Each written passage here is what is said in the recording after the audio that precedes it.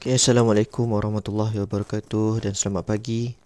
Hari ini kita sambung pembelajaran bahasa Melayu kita dengan penulisan bahagian A. Okay, kalau bahagian A, kena bina 5 ayat berdasarkan gambar yang diberikan. Okay, cikgu dah bagi lembaran kerja kepada kamu, jadi boleh gunakan lembaran kerja inilah. Okay, baik. Kita mulakan dengan penulisan bahagian A. Okay, kalau bahagian A, kita kena tengok, perhatikan dulu dekat gambar. Okay, dan baca tajuk dahulu. Okay, dia punya arahan. Contoh, lihat gambar di bawah ini dengan teliti, tulis 5 ayat yang lengkap tentang aktiviti yang terdapat dalam gambar di bawah. Jadi, kamu tak perlu runsing kerana dia tak nyatakan sama ada ini peringkat sekolah Sukaneka ke, hari sukan ke, okay, sama ada di peringkat sekolah atau peringkat daerah, tidak dinyatakan secara khusus. Okay, jadi kamu boleh tulis apa-apa saja, contoh carnival curriculum pun betul, hari sukan sekolah betul dan sebagainya, kerana tak dinyatakan secara khusus. Dia cuma bagi tahu tentang aktiviti yang terdapat dalam gambar di bawah. Kecuali dinyatakan tulis 5 ayat yang lengkap tentang hari sukan sekolah anda. Macam tu kita kena tetapkan ini hari sukan sekolah, tapi ini dia tak bagi tahu sukan sekolah ke apa ke. Okey, jadi kamu boleh bebaslah. Okey, yang kedua yang kamu perlu buat ialah tengok gambar yang diberikan. Okey, tentukan kata kerja yang kamu boleh buat yang mudah. Okey, jangan cari kata kerja yang susah. Okey, yang pertama, cikgu ambil kat sini. Okey. Okey, ini yang pertama. Dia buat apa? Menendang. Okey, yang kedua.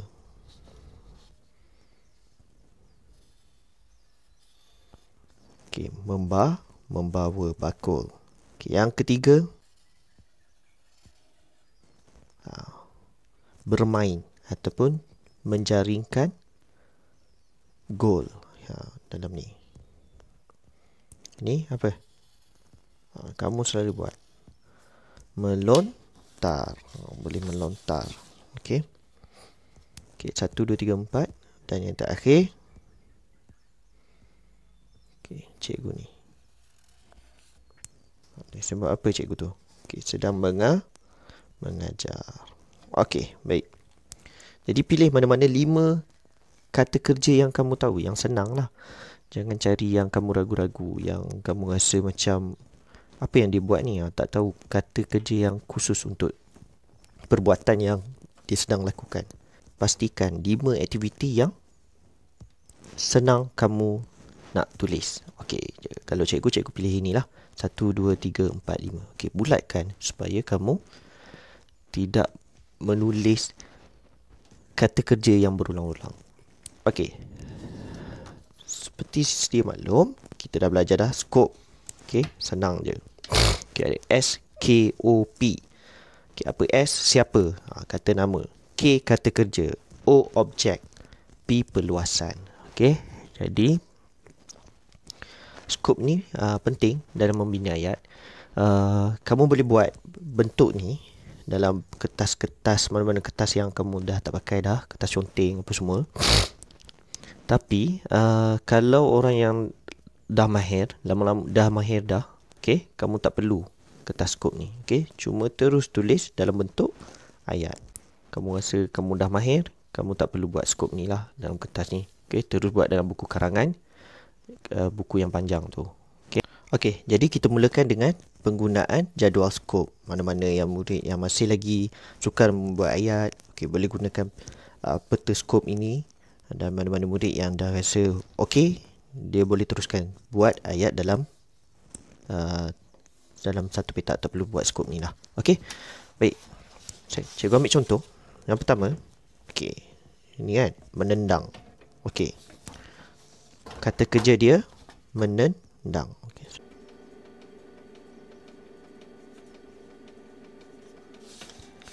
Okey, kita tunjuk 2 contoh saja ya. Okey, baik. Kata kerja yang kedua, membawa.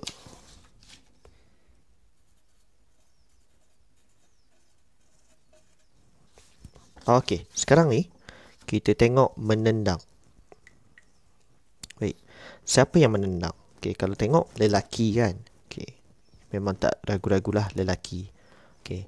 Sebab rambut pendek dan kebiasaannya permainan bola sepak ni dimainkan oleh orang lelaki. Okey, budak lelaki. Okey, jadi letakkan nama.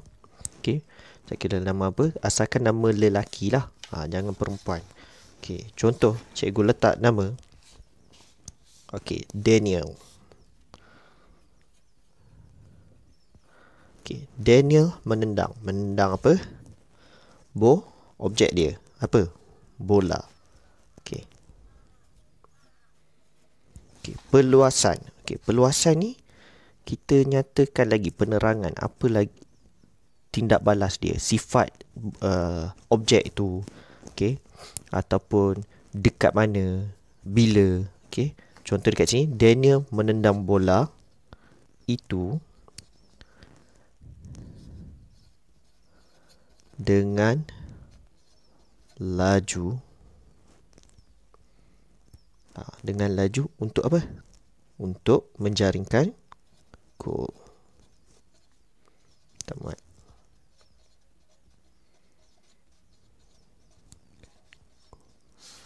Okey. Jadi dekat sini dah boleh jadi satu ayat lengkap dah. Daniel menendang bola itu dengan laju untuk menjaringkan gol. Okey. Mana-mana yang murid yang mengalami kesukaran untuk membuat perluasan, okey, macam ni pun dah cukup dah. Okey. Daniel menendang bola itu dengan laju. Tetapi terdapat kekurangan markah lah. Sebab kerana bahagian A ni mempunyai 10 markah.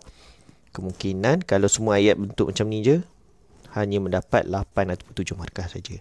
Okey, tapi kalau begini, Daniel menendang bola itu dengan laju untuk menjaringkan gol. Okey, tak ada kesalahan tata bahasa, tak ada kesalahan ejaan, okey, kesalahan huruf besar, huruf kecil. Itu boleh membawa kepada 10 markah. Semua 5 ayat macam ni. Okey. Jadi, Daniel menendang bola itu dengan laju untuk menjaringkan gol. Dah boleh jadi satu ayat. Okey. Jadi siap ayat yang pertama. Okey, yang kedua. Okey. Membawa. Okey, dia membawa apa ni? Baldi ke, mau bekas pun boleh. Okey. Okey, untuk apa? Okey, nanti dulu. Jadi kita tengok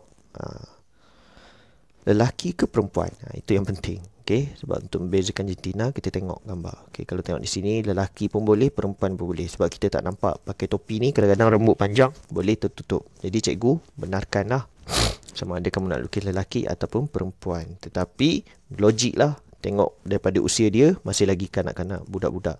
Jadi kita tak boleh bagi tahu pakcik. Pakcik tak betul lah. Okey, budak itu boleh. Okey, murid itu pun boleh. Okey. Tengok logik juga. Okey. Jadi cikgu letak nama untuk selamat, letak nama. Okey, jangan Pak Abu pula sebab nampak masih lagi muda. Okey. Ahmad. Nama famous ni Ahmad ni. Okey, jadi Ahmad membawa apa tu agaknya? Okey, membawa baldi boleh, bekas boleh. Okey. Lagi apa lagi? Okey. Cikgu letak baldi. Okey, Ahmad membawa, boleh letak penjodoh bilangan. Okey, sebuah baldi. Betul ke sebuah baldi? Tak betul. Sebiji baldi. Sebiji baldi pun tak betul rasanya. Okey. Baldi. Baldi sajalah. Okey, membawa satu baldi pun boleh. Okey, agak-agak apa baldi tu? Dipenuhi dengan apa? Rasa-rasanya. Kebiasaannya orang-orang kalau sukan ni dalam baldi tu ada jualan, mungkin jual air, makanan dan sebagainya. Tapi kalau di tengah padang ni air lah. Okey. Jadi perluasan dia, Ahmad membawa baldi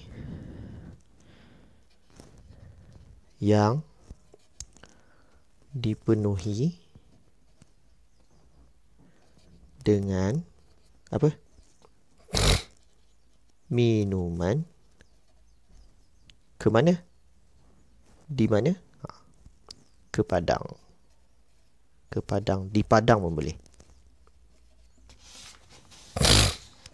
Okey. Jadi Ahmad membawa baldi yang dipenuhi dengan minuman ke padang. Betul-betul lah tu. Okey, perluasan ni jangan terikat sangat. Okey, terpulang pada kamu. Okey, contoh Ahmad membawa baldi itu dengan lajunya ke padang. Boleh, betul, tak ada masalah.